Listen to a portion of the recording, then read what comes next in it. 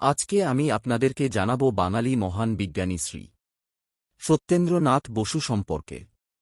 তিনি ছিলেন ভারতের অন্যতম শ্রেষ্ঠ বিজ্ঞানী ও গণিতবিদ।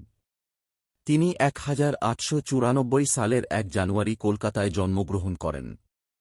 তাঁর বাবা সুরেন্দ্রনাথ বসু রেলওয়ের ইঞ্জিনিয়ারিং বিভাগে কাজ করতেন। ছোটবেলা থেকেই সত্যেন্দ্রনাথ পড়াশোনায় অত্যন্ত মেধাবী ছিলেন।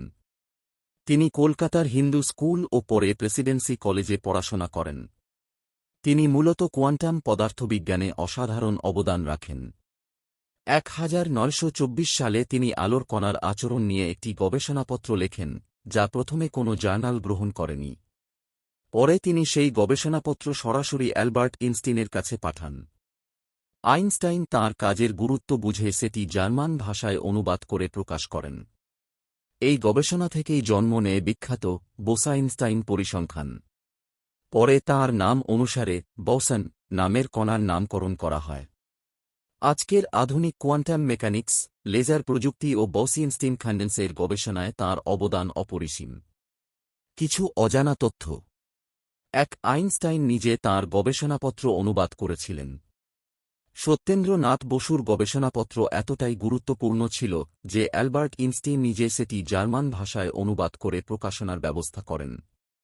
2 বসন শব্দটি তাঁর নাম থেকেই এসেছে। পদার্থবিজ্ঞানের গুরুত্বপূর্ণ কণা বোসন এর নামকরণ করা হয় তাঁর সম্মানে। 3 তিনি বাংলায় বিজ্ঞান চর্চার পথিকৃৎ ছিলেন। তিনি বিশ্বাস করতেন মাতৃভাষায় বিজ্ঞান শেখানো উচিত।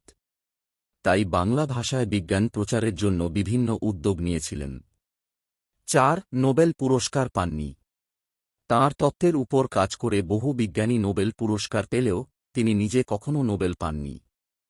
5 বোস-আইনস্টাইন কনডেন্সে তাঁর মৃত্যুর বহু বছর পরে প্রমাণিত হয়। তিনি ও আইনস্টাইন যে তত্ত্ব দিয়েছিলেন তা পরীক্ষাগারে সফলভাবে প্রমাণিত হয় 1995 সালে। ইউটিউব শর্টসের জন্য ছোট বর্ণনা। যে ভারতীয় বিজ্ঞানীর নামে কণার নামকরণ হয়েছে। সত্যেন্দ্রনাথ বসু শুধু একজন বিজ্ঞানী নন, তিনি আধুনিক কোয়ান্টাম বিজ্ঞানের অন্যতম স্তম্ভ। আইনস্টাইনও মুগ্ধ হয়েছিলেন তাঁর প্রতিভায়।